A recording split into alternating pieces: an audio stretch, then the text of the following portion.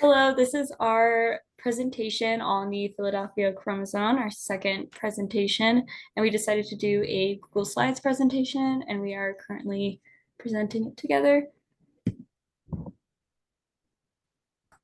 And this is the quote that we are kind of referencing, which is the way the Philadelphia chromosome led to CML was a story that unfolded like 100 painters applying brushes to a canvas at some time or another over 25 years, driven only by curiosity and sometimes a vague hope that work might eventually be relevant to human cancer.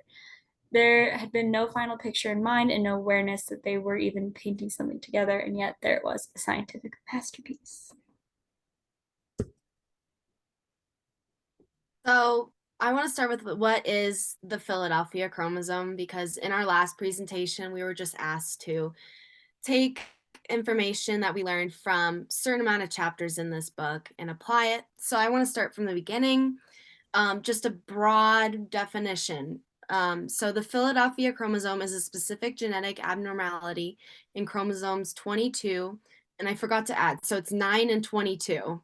That's a sorry, of leukemia cancer cells. So, yeah. So in 1911, Peyton Rouse led a chicken experiment where he discovered a virus that can cause cancer. So a farmer had a hen with a large lump in its breast, and it was diagnosed as a sarcoma, which is a tumor of cells in the connective tissue. Viruses at that time were poorly understood, and the causes of cancer were even less understood. But the process of kind of isolating this virus and then injecting it into another chicken to see if the cancer would come back was a process that started with you started with the chicken with the sarcoma, and then you removed it and broke it up into small chunks of tissue, and you ground up the sarcoma with like sand, and then collected the filtrate that passed through a fine pore filter, and then you injected that filtrate into a healthy chicken, and they realized that it causes sarcoma.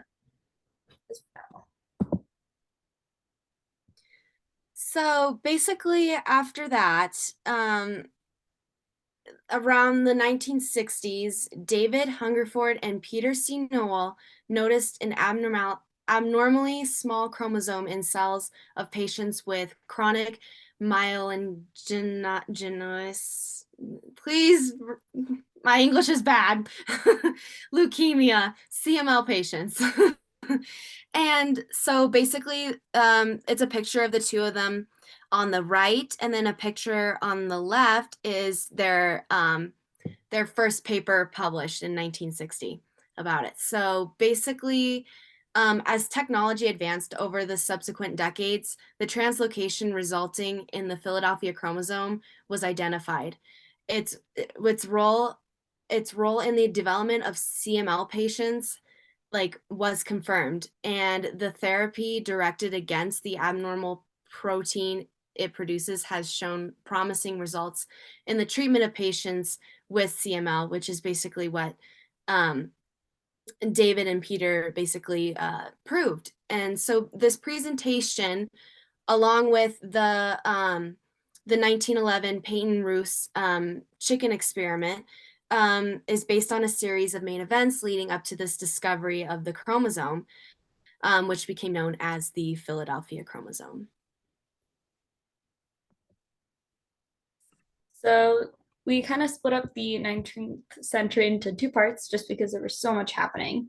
So in part one, several German pathologists observed a gross mitotic abnormality in tissue sections of many different human malignancies, which is essentially just cancer. So they discovered possible results in initiation and development of human tumors, and chromosome and mitosis were first introduced as an idea. In 1914, biologist Theodore Boveri generated several hypotheses about the somatic genetic alteration in the development of cancer, and his hypothesis was unfortunately ignored for 30 years. His central hypothesis was that mammalian tumors might be initiated by mitotic abnormalities that resulted in a change in the number of chromosomes in a cell. It was based on his observation that mitotic ab- abnormalities in sea urchins often led to the abnormal development of the organism. This hypothesis was extended to include other concepts. For example, that tumor cell populations are genetically unstable, that tumors originate from a single cell, that tumor cells become unresponsive to external growth regulation because they either gain or lose critical chromosomes, and that tumors might result from genetic alterations that were not visible with a microscope because they did not involve entire chromosomes. Though Bavaria admitted to having no direct knowledge of cancer, many of these hypotheses were subsequently proven correct, which is quite a remarkable feat. However, proof had to wait for the development of techniques sophisticated enough to test these hypotheses, meaning that they were largely ignored, and is why it was ignored for 30 years. Um, Theophilus Painter determined that humans have 48 chromosomes, and which we now know is incorrect, but at the time that was just kind of proven as the standard because he was a very well renowned and well known biologist. In 1930, Winge provided that tumor cells have specific chromosome abnormality. And in 1964, Mako and Szysinski showed human tumors that can be characterized by single chromosomal abnormalities.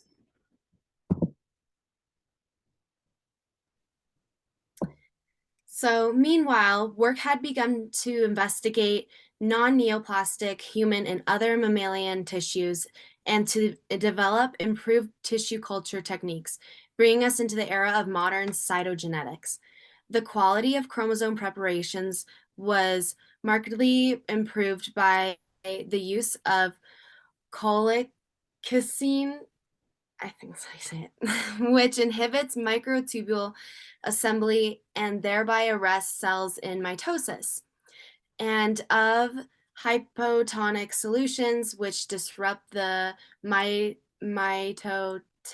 spindle and and expand the cell. This enabled Tijo and Levon to accurately determine that the normal human chromosome number was or is 46. And this was soon confirmed by Ford and Hamilton. The improved cytogenetic methods were also used to study chromosome arrangements in various pathological conditions. And it was found that particular human disorders were associated with specific chromosomal abnormalities, such as Down syndrome, which was shown to be associated with the presence of an extra copy of chromosome 21, and also such as Turner syndrome, which was shown to be associated with the presence of only a single X sex chromosome. However, only a small number of human tumors, most of which were leukemias, were expanded using the new cytogenic methods, and no specific chromosome alterations were identified. Therefore, Bayreuther, who had investigated various types of tumors, concluded in 1960 that the chromosome complement of most human tumors was normal. All right. So David Hungerford and Peter C. Nowell from 1953 to 1954 used this short-term cell culture method to study human leukemic cells. The cells were grown on small slides, and Hungerford rinsed the cells with tap water before staining them with Gizma to visualize their chromosomes. This was an advertent use of the hypotonic technique to disrupt the mitotic spindle and expand the cells, and it resulted in the presence of countable chromosomes and many metaphase chromosomal preparations. He knew nothing about cytogenetics at this time, but felt that this chromosomal preparations of the leukemic cells warranted investigation for any abnormalities. Hungerford and Noel, as well as others, researchers around the world began to use the new cytogenic techniques to determine whether human leukemias could be characterized by specific chromosome abnormalities. Although they initially found no consistent genetic abnormalities in cells from individuals with acute myelogenous leukemia, Hungerford identified a characteristic small chromosome in the neoplastic cells of the two patients with CML. And the diagram below shows the type of cell culture technique they used. Okay, so several scientists around the world studied if cancer is due to chromosomal abnormality. So in the 1960s, no chromosomal change was comparable in consistency to the Philadelphia chromosome that had been observed. Although during the 1960s, technical advancements continued to be made, such as Hungerford and co-workers developed more efficient hypotonic solution methods for generating chromosome preparations. And phytohemagglutinin was used to stimulate mitotic cell division in lymphocyte structures, thereby providing an easy source of mitotic chromosomes from non-neoplastic cells. It was still impossible to individually identify human chromosomes at this time.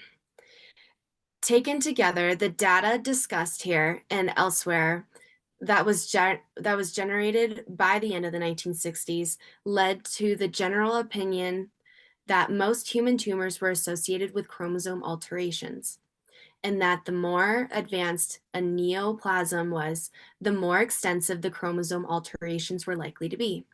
However, because no consistent chromosome abnormality other than the Philadelphia chromosome had been associated with a specific type of tumor, it was thought that the chromosome alterations were probably the result rather than the cause of the neoplasm.